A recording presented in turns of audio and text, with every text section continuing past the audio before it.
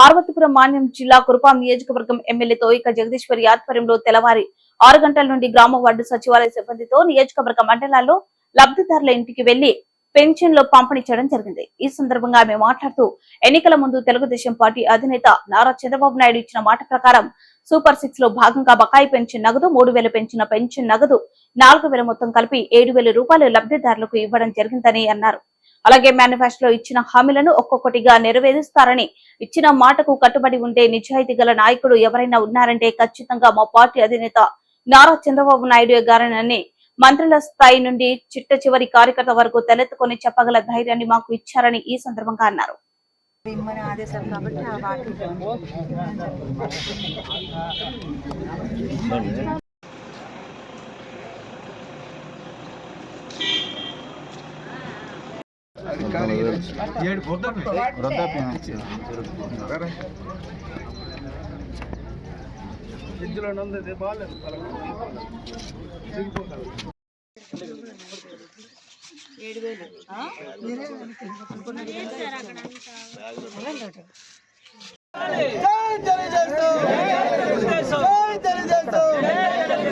మాట తప్పని నాయకుడు